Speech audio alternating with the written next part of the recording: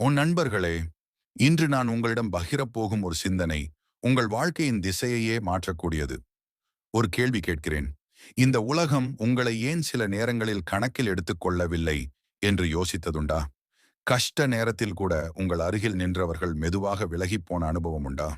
பணம் இல்லாத மனிதன் சில நேரங்களில் தன் வீட்டிலேயே மதிப்பில்லாதவனாக மாறிவிடுவான். அவன் பேச்சு கேட்கப்படாது. அவன் கனவுகள் சிறுமைப்படுத்தப்படும். இது கொடுமையாக தோன்றலாம், ஆனால் இது நிதர்சனம். நம்மில் பலர் சேமிப்பு என்றால் கஞ்சத்தனம் என்று நினைக்கிறோம்.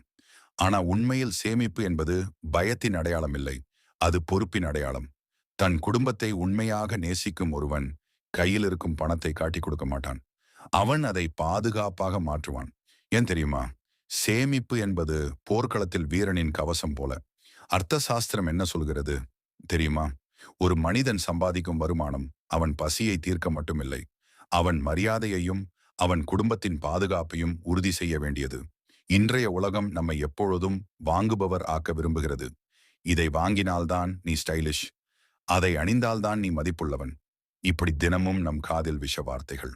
99% மக்கள் உழைப்பால் சம்பாதித்த பணத்தை மற்றவர்களின் லாபத்திற்காக செலவழிக்கிறார்கள். உன் வருமானத்தில் ஒரு பகுதியை எதிர்காலத்திற்காக வைக்கவில்லை என்றால் நீ உன் குடும்பத்தின் பாதுகாப்பை சமூகத்தின் கருணைக்கு ஒப்படைத்து விட்டாய். சமூகம் கருணை காட்டுமா? பணம் இருக்கும் வரைதான் மதிப்பு. பணம் இல்லாத போது அதே உலகம் பின்வாங்கும். கஞ்சத்தனம் என்ன? அவசியமான செலவுகளையும் தவிர்த்து பணத்தை பூட்டி வைப்பது. விவேகம் என்ன? தேவையற்ற ஆடம்பரங்களை நிறுத்தி அந்த பணத்தை குடும்பத்திற்கான அரணாக மாற்றுவது. இன்று நீங்கள் வாங்கும் விலை உயர்ந்த மொபைல் அல்லது தேவையில்லாத வாகனம் உங்களுக்கு சில நாட்கள் மட்டுமே பெருமை தரும்.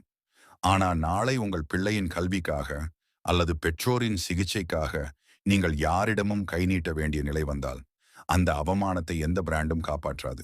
தேனீ எப்படி ஒவ்வொரு பூவிலும் இருந்து சிறு துளி தேனை சேகரிக்கிறதோ அதே போல மனிதன் சிறு தொகையிலிருந்து சேமிக்க வேண்டும். தேனீ சேமிப்பது கஞ்சத்தனம் அல்ல, அது அதன் இனத்தை காப்பாற்றும் அறிவு.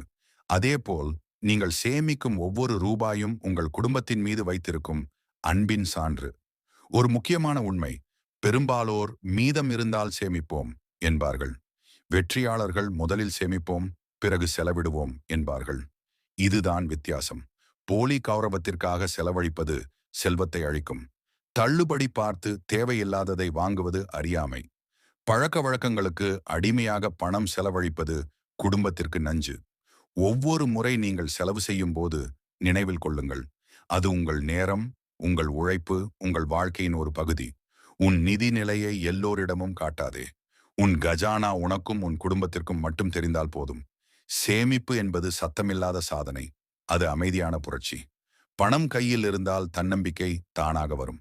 அந்த தன்னம்பிக்கை உங்கள் பேச்சில், உங்கள் நடைமுறையில் தெரியும். வாழ்க்கை ஒரே மாதிரி இருக்காது. இன்று உச்சியில் இருப்பவன் நாளை கீழே வரலாம். அந்த சக்கரம் சுழலும் போது உங்களை பிடித்து நிறுத்துவது உங்கள் சேமிப்பு மட்டுமே. சேமிப்பு என்பது கஞ்சத்தனம் இல்லை, அது சுயமரியாதை.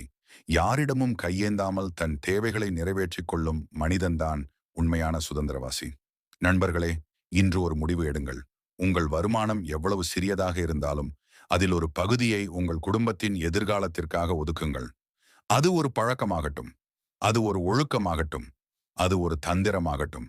உங்களை கஞ்சன் என்று சொல்லுபவர்களுக்கு வார்த்தையால் பதில் சொல்ல வேண்டாம், உங்கள் நிதி நிலைத்தன்மையால் பதில் சொல்லுங்கள். ஒரு நாள் வரும், அன்று நீங்கள் அமைதியாக கட்டிய அடித்தளம்தான் உங்கள் குடும்பத்தை காப்பாற்றும். சேமிப்பு என்பது ஒரு குடும்பத் தலைவனின் அறிவு, ஒரு வீரனின் கவசம், ஒரு தலைமுறையின் நம்பிக்கை.